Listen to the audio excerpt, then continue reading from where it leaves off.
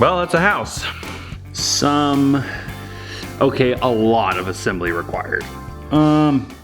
Just back up.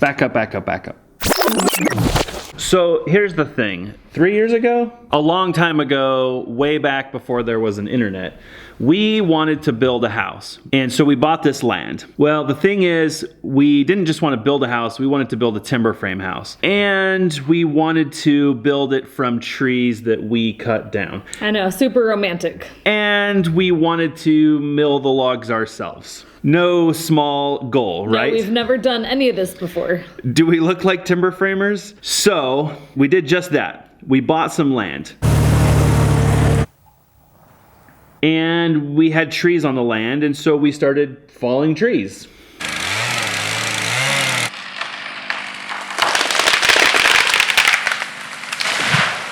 Makes sense. And then we started trying to figure out what to do with them at that point, because we had no way to move these extremely heavy trees. And then we thought, you know, I don't think we know how to build a timber frame. We need some help. So we did what anyone would do. We bought a ton of books. Not good at YouTube? No. Okay, there was some YouTube in there. Literally everywhere we went, we had these books with us. So if we're waiting at the DMV or at the laundromat, we were nose deep in timber frame books. Seriously, we were like, everyone's like, are you guys gonna build a timber frame?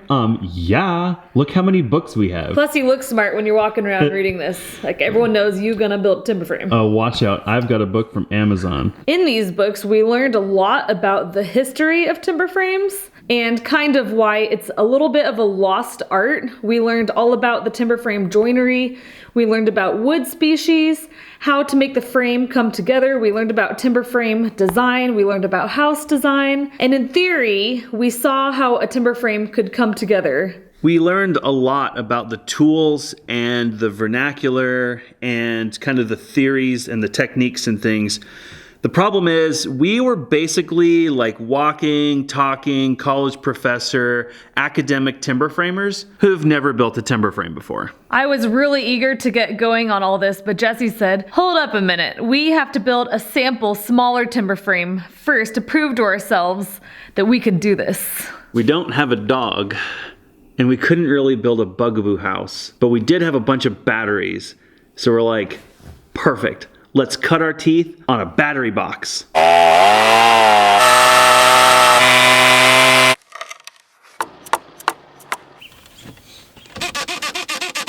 Too tight?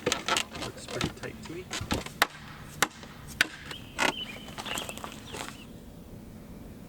What a nightmare. This isn't at all how it's supposed to go according to the books. Guys, it looked like a timber frame. Admit it. You weren't like, oh, is that an igloo? No, you're like, that's a timber frame. But it was rough at best. It became really obvious that we're not gonna win any awards for our timber framing skills. And quite frankly, if we built a house that was that rickety, I wouldn't expect it to stand the first windstorm.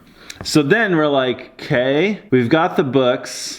We've proved we have no idea what we're doing. So we did what anybody would do. We went to a timber frame workshop.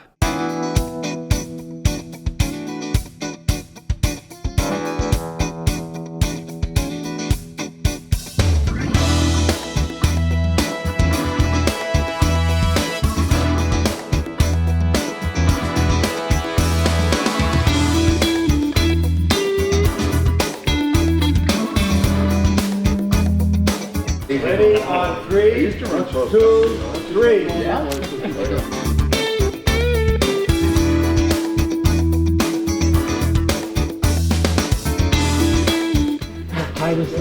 Wow, really nailed it. that's incredible. Thank you so much. Well done. Bye, Toyota. Thanks for touring us around Maine. Thanks for all your help.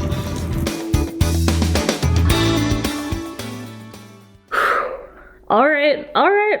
I was a skeptic, I admit it. But after the workshop, I was thinking, this could actually work. Except the frame we want to build is quite a bit bigger. There's only 2 of us. We don't even have our logs yet. We don't even know where to get the logs. Oh, and we want it erected in a matter of months. Yeah. No. Oh, crap. What if we... No, that's never gonna work. That's so far out there. That chance...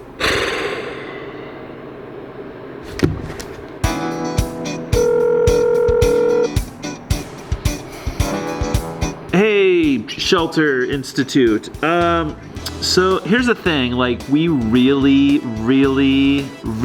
loved your timber frame workshop, and we're kind of building, well, we want to build a house, and like, we were just wondering maybe if you guys would be interested in coming to Idaho.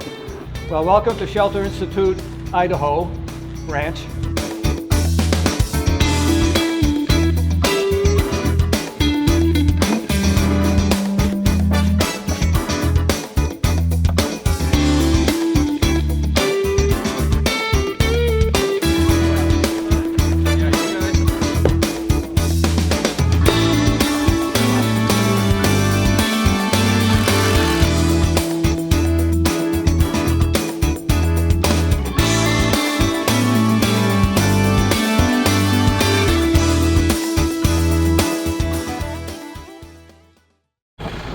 See you later, baby.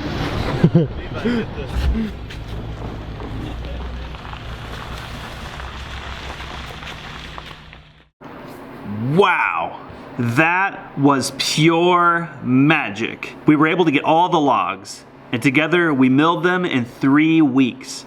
And then all of these amazing people came from all over the world, Shelter Institute included, and we worked together on the joinery. I'm pretty sure we set a record for the fastest timber frame ever cut. That whole frame, everybody worked together and we cut it in 3 whopping days. And everybody worked together and it went up in just 1 day. In the months leading up to the workshop, we worked with Shelter Institute to kind of bring our timber frame dream to life. And what's really awesome is in all of their classes, including the one at our property, they provide a cut sheet of the entire timber frame that you're building as a class. A cut sheet is basically all of the timber frame components that you need to build the structure, the dimension of those components, and then also where all the joinery goes. So basically, it's a dummy set of blueprints that you can't go wrong with. That sounds easy. Pretty simple. You just need to know how to timber frame. But in theory, once you take their class and you know how to do all the types of joinery, you could take a cut sheet and build your very own timber frame. Beautiful. This is the secret. I feel like before we went to the workshop, we were confused, probably because when you read a lot of these books, there's a million different ways to timber frame. And every single joint, I swear, there's like 1,000 different opinions on how to create each particular joint. And your brain ends up exploding with facts and data and information that may or may not even be practical to the timber frame that you want to build. And what was appealing to Alyssa and I is the simplicity and the pragmatism that Shelter Institute displayed to us in the frame that we built at the workshop. And the funny thing is, our frame is really not that different. When we first went to the workshop, I think both of us, and I think pretty much every student in the class, is so skeptical. You're just like, there's no way that, even having all the timbers cut, you think there's no way that this group of 20 to 30 people is gonna cut and raise that thing at the end of the week. It's not happening. Exactly. You're thinking, And then, by the way, you're supposed to take breaks to do a sawmill tour and go on a timber frame tour. Start at 8, be done at 5. Right. You're like, Ain't never gonna work, right? But once you get a copy of these and we start breaking it down and they assign 1 person or 2 people per post, and you kind of cut your teeth on the posts and you learn the dovetails and you learn the tenons and you learn the mortises and everything, you're like, dude. Right. So we're learning to look for half of thousandths in thickness. And you could cut the timber frame that you cut at the workshop. Well, guess what? Everybody who came to the workshop at our place went home with a set of cut sheets for our house. So imagine you're trying to build this frame and you're trying to visualize all of the joinery and which direction does it go, and wow, just like your brain can't even compute it all, right? Well, guess what? Post number 9, our good friend Matt post 9. This is the post that he worked on, and it spells it out very clearly using timber framing techniques called reference framing.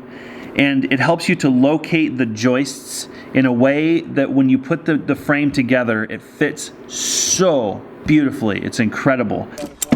Yeah, just a little. Oh, you just did it. There it is. Yeah, you did. That is bang.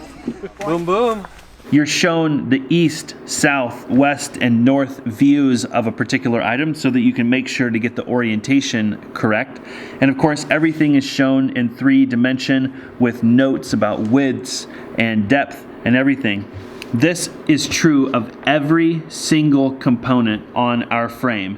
And as you can imagine, it's a pretty substantial document. In fact, the engineering and the cost behind just this document alone is well worth attending the shelter class. So the timber frame workshop's over, the frame is up now, everybody's going home, they go back to their lives, but they all have a copy of this. So then what? So one of our classmates goes home and fires up his 3D printer and prints a copy of our house. He sent us an email and my jaw just dropped open and I said, Jesse, you have to see this. This is incredible. You know when you're like, dude, I totally have this really cool idea. Like and then somebody beats you to it and they do it better than you were gonna do it. This is totally it. I was like, you know, it'd be really fun to sit down sometime and like 3D printer. Oh, somebody already did it. Oh, that's pretty good. So now here we are. We've got this box full of plastic parts, but in good old fashion, it's not without effort. So now we've got to figure out how to put all this mess together. But we've got a head start because we already built the big version. So where do we start? I guess kind of sort things out by what they are and then figure out how much work we have to do. Rafter, brace, floor joist, that's a post. Beams, those are beams.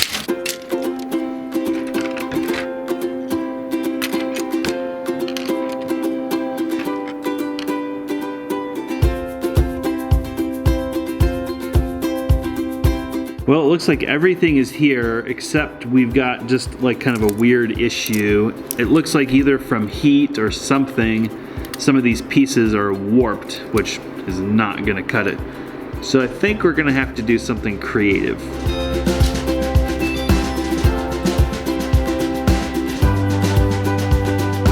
All right, we're gonna need a couple of beams, so we need that one, and then I think we need this one, so we'll have to get that out of there.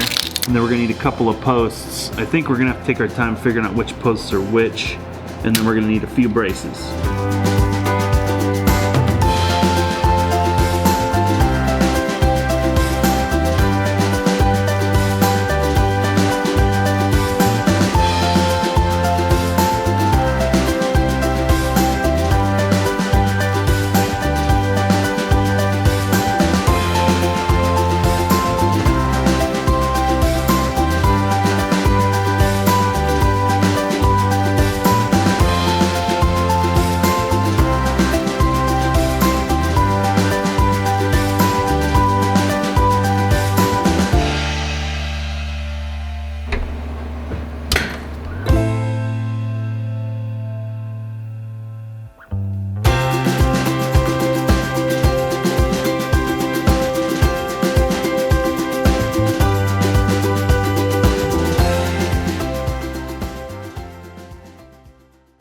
So we got our first bent.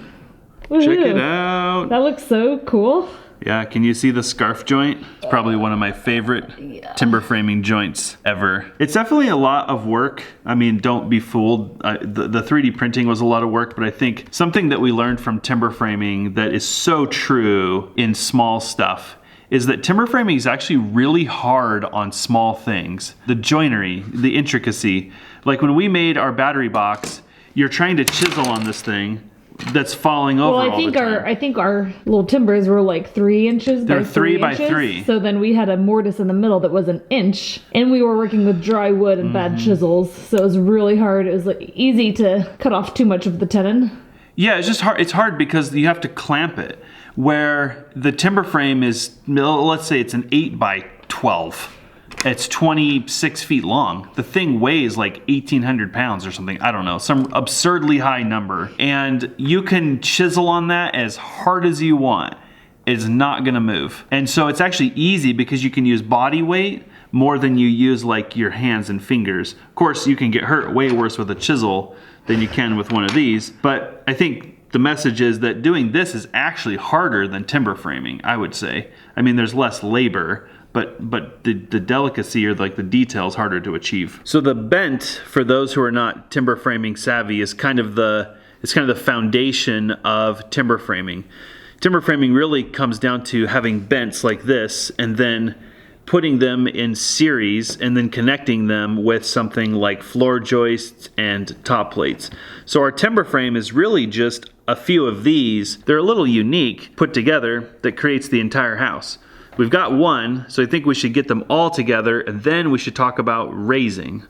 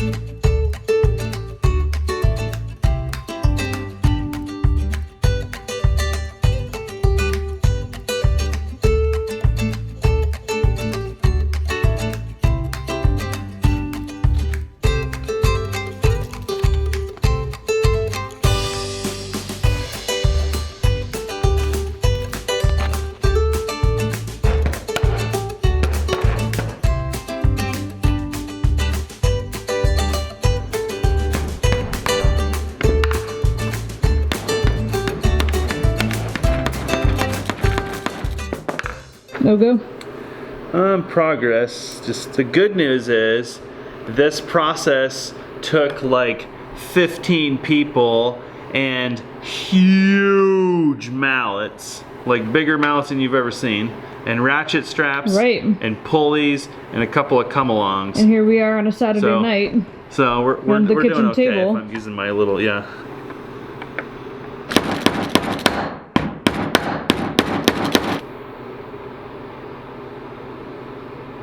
This is not completely unlike Timber framing. putting the timber frame together, Very where true. there's a lot of little like, all right, take it back apart.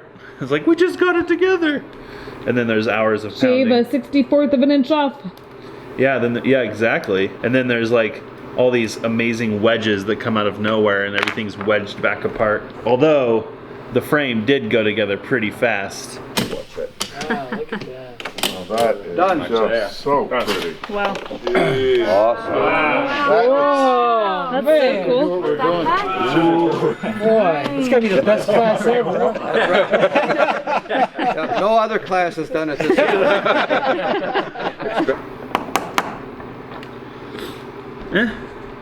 So our original plan was to assemble this exactly the way our timber frame was raised Right. and assembled, where we did all the bents first and kind of stacked them on top of each other and did bent floor joists, except it's kind of the realities of working with a puzzle is that we're doing it in a different order to kind of give it some rigidity, right?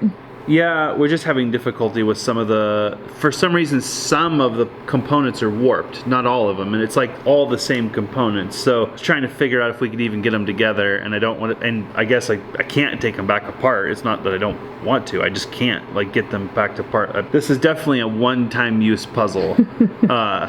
Use once and then appreciate. Yeah, so sorry guys, we were gonna put the bents together and then we're gonna kind of talk about raising day. We're still gonna do that, I guess, but we're kind of cheating. This is not at all how you put a timber frame together. Eve. Oh. I like this one. It's particularly difficult.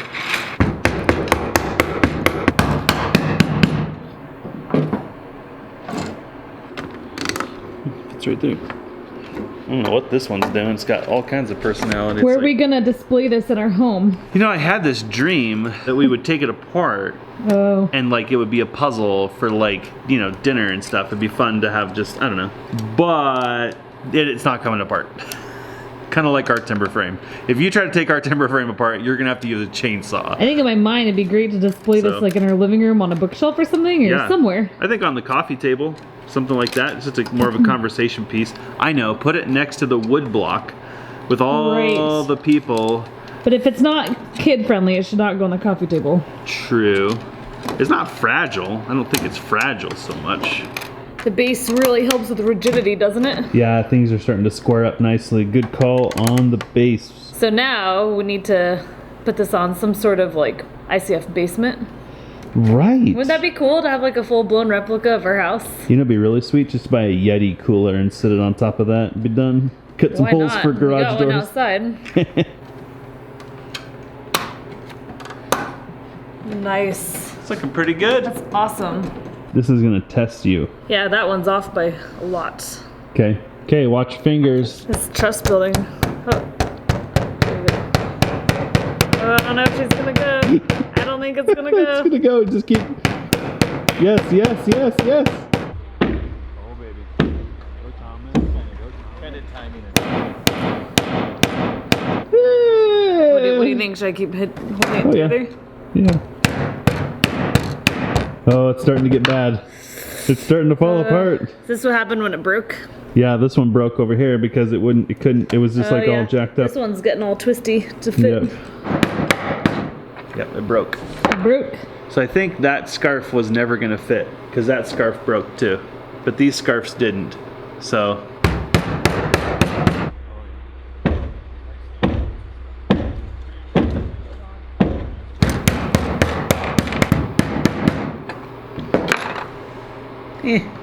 What do you need top plates for anyway? They're just for looks. Wow, check that out. These are gonna make it super rigid. That's good. That's good. You're not gonna get them any farther than that. So these floor joists actually have a dovetail tenon on them, and they actually help to tie these two bents together, whereas these tenons over here are not dovetailed, they're just a stub tenon.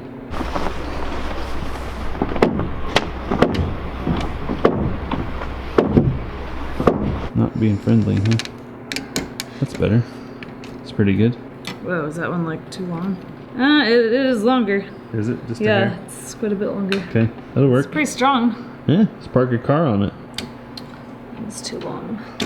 So here's our stair opening. And we got all these little shorty floor joists that go something like that. These might need to be super glued in there. Yeah, some of those don't fit super tight. Uh-oh. Gonna need some love. Some hot glue love. Yep. I think all these with a little glue, that would help them. Yeah, these are, yeah, and they're stub tenons, so there's nothing really to hold them in there, Right. so. Pretty snug. So there it is. It's the ridge beam. The ridge beam's got a little bit of personality.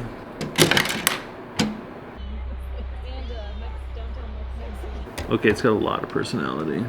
I'm not sure what's going on there. Like, doesn't want to do anything. Okay, wants to do whatever it wants to do. So it must be related to Bugaboo. We got it. Hurry, take my picture. Hurry, hurry! While I'm holding it together. We're having to improvise here, guys. It's getting to where things just don't wanna. Well, I guess I have two hands, so I suppose I could hold two rafter sets up there. Let's see. There. Wow. Wait, hold on, and there. Nice. Two rafters. That's so awesome though. It's pretty good. It totally looks like our house. It does. I don't know. I think what's gonna have to happen is this thing's gonna have to become like a weekend project. We'll have to make it up nice and make sure things are where they're supposed to be and use some glue and stuff. So we're finding a handful of things right now. A lot of these pieces are warped. Maybe that was just sitting in the sun or during shipping. We don't really know. So it's putting a lot of torque on the frame. And then we also are having challenges that a lot of these prints need cleaned up a lot more than we can do. We probably could do it with the X-Acto knife. It would just take a very long time, and Jesse and I are already both bleeding. So we decided we're not going to do that tonight, like Jesse said, weekend project. And then we realized that at least on the floor joists, they all seem to be slightly different lengths, but that's further kind of bowing out our bents. So lots of challenges, but I think at the end of the day, this was an extremely fun project. I can't even imagine. I know Bill, the guy that built this, he has so many hours into this. Yeah. I can't even imagine how many sample timber frames he printed. Yeah. He does have proof that he has one that is all together, so maybe we'll have to ask him for some tips on assembling this, but Can you see it, guys? you Can you see it? totally can. That's the one. And that's the cool thing about it.